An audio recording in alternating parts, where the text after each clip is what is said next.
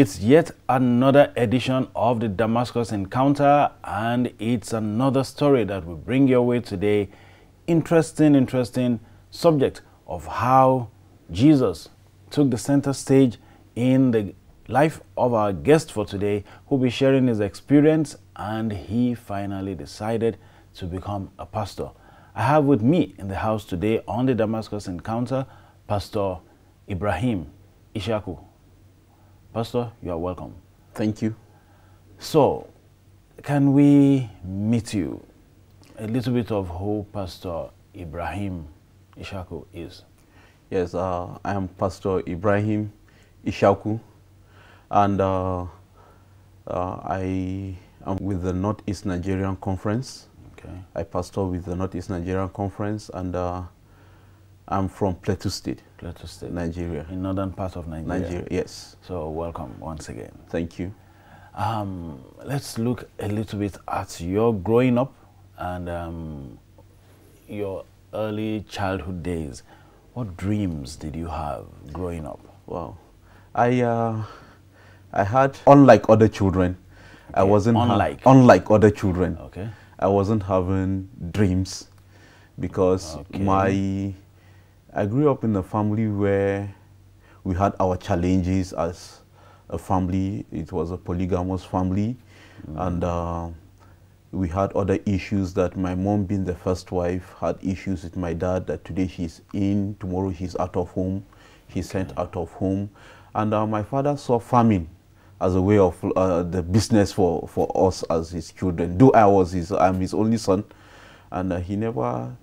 Yes, I went to school. It was my mom that was like, okay, school, go to school. But my dad was saying there wasn't anything good about school, so I should just focus on farming. Yes, so farming. That was how my childhood was. So you didn't have any special privileges, but you did go to school? Yes, I went to school, okay. But not because I was going to school to become something. I was going to school just to study. Just study.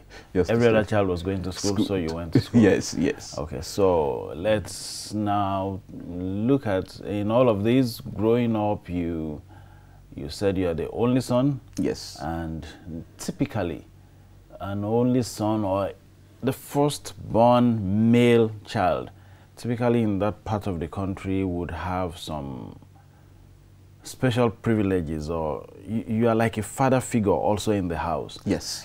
Did this play out like that for you? Yes, growing up. Based on our tradition, it did. But the challenge is that my dad, as I earlier mentioned, was a polygamist. Okay. Though the other 4 women he married hadn't children for him. So my mom, being the first wife, was the only one that had 6 children for him. Okay. And I'm the 5th, the only son. The only son. So sometimes when it comes to traditional discussions at home, he wants me to stand my position as the male child of the house. Okay. But the privilege of you enjoy this or enjoy some economic privilege, let me use that word, I who did not enjoy such. Have it. Yes. Okay, but as far as being the one who carried the family tradition, name, legacy on, yes, you had that? I had that. Okay. So now share with us a little bit that part of your first contact with Adventism, your sister becoming Seventh-day Adventist. How was that like? Wow, it was. In 1997, we have an Adventist neighbor that invited her for a choir day. Okay. So when she went for the program, she enjoyed the songs. Music. and she joined the church through music. And that did not go down well with the family. My father was angry. We were all angry in the house. And my father sent her out of the house.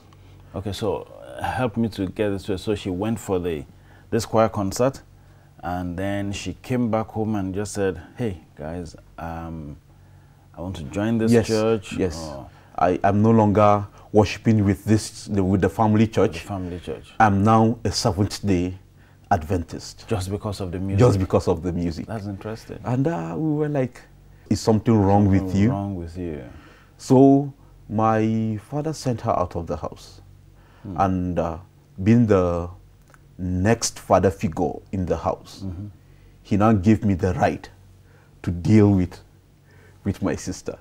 Okay, so in dealing with her, yes, what were you supposed to do? Certainly not to flog her. Were you to deny her some? Yeah, she was my elder sister, so I couldn't flog her. Okay, but I will make sure that she doesn't stay in the house, as my father has authorized or instructed.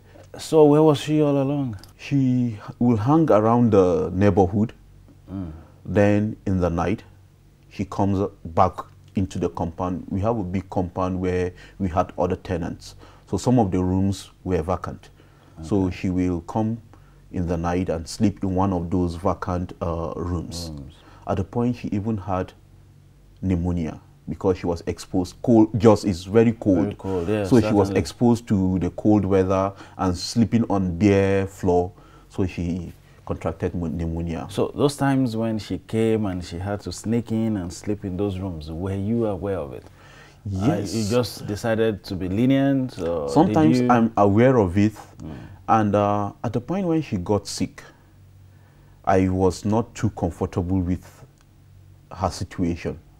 So I would either remove the pillows on my cushions from my room, because I had a separate room outside the family main house. Okay. So I would pick some of the cushions and pillows and give her to lie on, or invite her to my room. But it was a risk inviting her to my room to sleep. So I would rather give her those to sleep on in that empty rooms, those empty rooms, yes. But in all of this, she held on to the faith. Yes, she did. She didn't stop going to church. She did. And was she going to school? No. That is we had an issue in the family concerning school. As I mentioned earlier, my father was not a school person. He never believed in the... He was not particular about school. So he believed in having a craft. So because he was a farmer, he wanted me to be a farmer. At the point, he even took me to the mechanic workshop to learn how to repair cars. But my mother insisted, because her father was educated to some extent, she insisted that I must go to school. Though my sister, for the family because of the family background and some issues, stopped her school in secondary school. She wasn't in school then. Okay. Yes. So she became Seventh-day Adventist. All of this was going on. She was denied some of the privileges of staying at home. And then you somehow found your way into Adventism. How did that happen? Same neighbor that invited her for the choir sing-song program invited me for a program they called Family Day. Family Day, okay. So when I went for the program, I was given a small book, an extract of a book, Great Controversy. So I read that book, and I was challenged with some of the things I read in the book, especially about the Sabbath and how it was changed to Sunday. So I took a decision. To that book, there was a track that was attached to it. All right. 100 questions about the Sabbath. About the Sabbath. So I now took the track to my reverend to find out more about the Sabbath. And when I got to the reverend's house, he wasn't at home. And I was told that he was in the pastor's house. Okay. So I went there and met both of them. And I asked him, I have a friend that worships on Sabbath. And this is what he has given me in his church. And the questions about the Sabbath are in this tract. There is a question and they give answer from the Bible to the questions from the Bible. So I please want you as my spiritual leader to help me by telling me the truth about the Sabbath. Which day is the true Sabbath? And how come Sunday? That was how the journey started. So he now told me that both of them said Saturday is the Sabbath day. And I was like, so you know about this? So yes, Saturday is the Sabbath day, but why Christians worship on Sunday is because they want to honor the day Christ resurrected. So, and I say, okay, is there any place from the Bible that says we need to an evidence that shows that we need to honor the day Christ resurrected from the dead? Then they said no, but since Christians agree, it is accepted by heaven. So, and there wasn't any evidence from the Bible. He never read a text from the Bible to support that. So, and I have a lot of Bible texts from that tract I got explaining why we need to worship on the Sabbath, even after the resurrection of Jesus Christ, that the disciples worshipped on Sabbath. And so I went back and I told my family, no, I'm no longer worshiping on Sunday. I'm now going to join my elder sister in the Seventh-day Adventist Church. So these pastors, the reverend, the pastor, did they look at you as somehow, whether you were being delusional, maybe you have been deceived? Yes. In fact, when I showed them the trap, they were like, never accept things like this from these people. They will confuse you. And I say, let's check. It's just question and answer. No commentary, nothing. There wasn't any comment about explaining those Bible texts.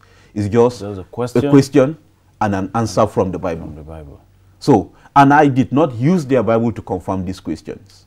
I used my personal Bible to confirm if those texts were actually from the Bible. And I discovered they were from the really from the Bible. So, except if you have any other explanation, but I think I'm not being confused by the track they gave me. So were you a little bit surprised though that a pastor, a reverend knew this and then they still would not follow it? Yes, I was. I was, because from my experience with my sister when she joined the church, you will know that I believed in my church very well. That's my family church. So it was, I was surprised that he knew this truth, but never preached about it. He knew this truth, but was just following tradition, because more of the explanation was about tradition than what the Bible says. Okay, interesting story so far. We'll come back to talk about that decision you took and what transpired afterwards, and of course your family church traditionally after this break. Don't go away. The Damascus Encounter will be right back. Still on the Damascus Encounter, you're welcome back, and we have Pastor Ibrahim Ishaku in the house of the Northeast Nigeria Conference. Pastor Ibrahim, so at the end of the day, you took your decision to become a Seventh-day Adventist. Yes. And your family was not happy about it, and I guess your father too. Do you want to share the church you attended traditionally as a family? What church? Then it used to be Church of Christ in Nigeria, but now it's Church of Christ in Nations. Okay, the Cooking yes. Church. So your father, your parents, family, did they hold any special position, or this was just about family tradition, pure and simple? Yes, it was about family tradition. My father felt he was born into the church, and being his only son, I should continue with the legacy of worshiping in that church. So what exactly happened when you now declared, I'm no longer and I want to be a Seventh-day Adventist? I remember it was 30th October 1999 that I got baptized into the Seventh-day Adventist Church. Okay. I knew what was waiting for me back home because we went for the program, a program on Friday evening with my younger sister. And when they asked for who wants to be baptized, I stood up. So she went home and reported to our parents that, wow, something happened yesterday. So they were waiting to hear me say it, but I never told them. So the following day, I was baptized. The brother that took me for baptism drove me home, but I asked him not to even take me into the compound. So he dropped me away from the house. And when I got home, so the first thing I got was attack from my parents. So you really went and got baptized into this church. And I got the beating of my life that day.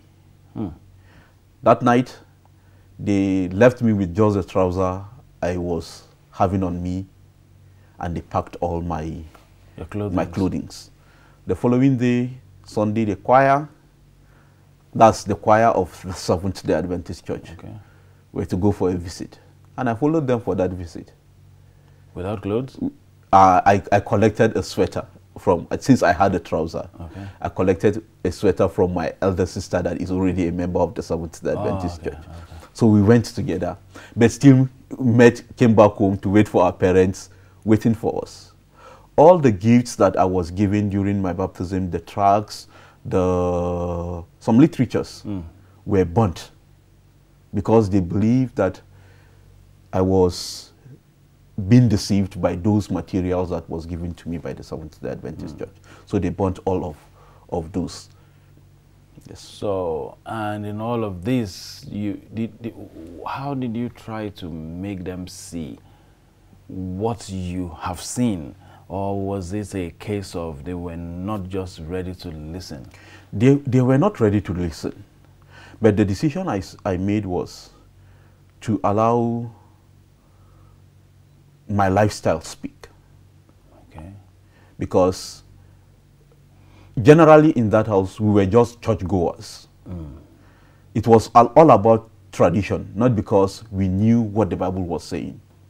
We were not having family devotion, either in the morning or in the evening. But my dad insists that we must go to church every Sunday. Though some of the Sundays, because of his farm, after worship, we'll go to farm to take care of the farm, to make sure that headers or birds, to send birds away from the farm. But so I couldn't even have Bible studies with them. But one thing I told myself is they will see a change in my life that will make them appreciate my new faith. And that was what happened. Okay, so let's come to that part where you first decided, I would enlist as a pastor, and you were rejected. It was in 2003. A friend, after hearing about me, told a lady, a missionary in the US about me, that he has met a young person, a young man that is interested in Bible studies. So she sent me a box full of books. So after reading those books, I felt I need to share my faith with my people. So I went to the conference headquarters through my district pastor, who spoke to the conference president about me, that he saw that I have the calling to be a pastor. But the conference president rejected. Why did he? There was a misconception about lifestyle then. Because after reading those materials and my encounter with my friend who introduced me to the lady in the US, I became a vegetarian. And there were some dissidents in the church, a group in the church that at that time that were calling people out of the church, and their major belief was vegetarianism. So there was that misconception that if you are practicing such, you are part of that dissident group. So that made the conference not to accept me into the ministry. So I got angry and I left. So you left and decided to do what? I left, and the following year, 2004, I decided to join the Nigerian Navy. So I went to naval recruitment in Shadawanka Barracks in Bauchi to be enlisted as a recruit in the Nigerian Navy. Any special reason why enlisting in the force became attractive to you at this time? We have that military background also in my family, so it's like a traditional thing. Okay. My father is an ex-military man. He was a soldier. Okay. And his younger brother then was an Air Force officer. So as the eldest grandson, not only the only son of my father and the eldest grandson of the family, I feel let me join my parents, join their legacy and be since they will not accept me to be a pastor, let me just go into the military. Okay, so what happened at the recruitment exercise? Because today you're a pastor. Did you ever enlist as a naval trainee? No, officer? I did not. On that, at the recruitment ground, I needed to put my documents together. So I went to an office to look for a stapler. So I met a man, a soldier, okay, and he was angry with me for no reason. I've never met him. I only went there to ask for a stapler. So he now asked me where I'm from. I told him. He saw my document and saw my age. He showed me his chair. okay, That I've been sitting on this chair, this particular chair. The foam on the chair has eaten up. okay. So that he has been sitting on that foam for more than 20 years. And that he deliberately refused to remove the chair from his office for people like us. That I'm still young, why wouldn't I go to school? I'm coming to get recruited as a military recruit, and that I should go back to school. That the highest I will do is to, after being recruited, is to apply for peacekeeping which I'm not sure of coming back alive. Maybe I'll come with a deformity. So he said I should go back to school. So there I took a decision that I wasn't going to join the Nigerian Navy again. Though my uncle followed up to the naval headquarters to make sure that I got replacement, yes. So when they discovered, he checked the list that came out, my name was not there, being an Air Force officer, and he was highly ranked. Okay. So he asked me to apply for Nigerian Air Force. But I had made my mind based on the advice that man at the barracks gave me. I took my decision that I was not going for any recruitment again, but I would rather go back to school. So in going to school now, you now decided to go where? Which school? I just wanted going to school, not because I have interest to follow. So I bought a form for the Plateau State College of Education. Okay. And my mom was disturbed, who will sponsor you? And I told her, Mom, I'm going to school, because she felt if I had gotten recruited into any of the forces, I will have support for myself. But now who will sponsor me, because we are having issues in the family? But I told her if the admission comes out, the sponsorship will also follow. So I applied for Plateau State College of Education and I got admitted. Fortunately, the day the admission came, it was through my uncle's wife, the Air Force officer, that the news for my admission came, and it came with money for me to register. That was how I went to College of Education, Gindri. And so you studied and became a teacher? Yes. And then you met your wife? I met my wife as a student in College of Education, Gindri. Okay. We were in the same fellowship. Okay. And we started a relationship. Was she a Seventh-day Adventist? Yes. Okay. Yes. Okay. She's also from a polygamous home without support from her parents. So I paint houses and I farm. Because of my family background, I farm and I got paid. Yeah. So when I get the money, I will buy stuffs like soap, matches, little things that we know students around will need.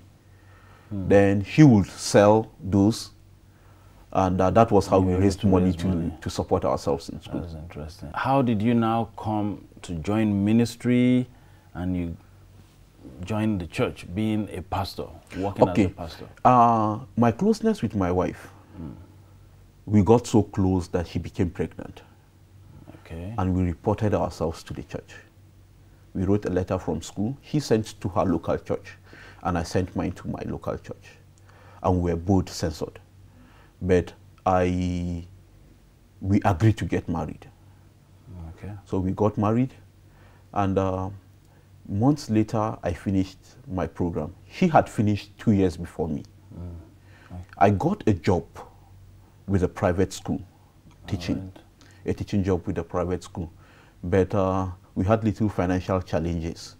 That day, Sunday morning, I was breaking firewood for her in front of the house. Then the secretary of the district was passing and said, we need a pioneer. He's more of an evangelist. Okay. We need a pioneer to be sent to a station under our district. And we thought of you since we know you had the interest to join the ministry. And I told him, no. This time, I'm no longer interested. I'm just coming out of discipline, being censored. With what face will I face the congregation as their pastor? I'm a pastor. So I refused, that I wasn't going to do that, and I never applied. So later, one of the elders in the church called me and told me that, what if God wants to use your experience to teach other people lessons, not to repeat the mistakes you made? So, to me, all of us have our past. That's what he said. Don't allow your past deprive you of the opportunity of being used by God. By God. So that was how I came back home and discussed with my wife, and she accepted. So we now applied and joined the ministry. And that one decision has brought you all the way up until today. You are still ministering, you're a pastor of the Seventh-day Adventist Church. Yes. Yeah. Thank you very much for this wonderful sharing and your wonderful experience. It's been quite encouraging. And I'm sure a lot of people are blessed out there watching and listening.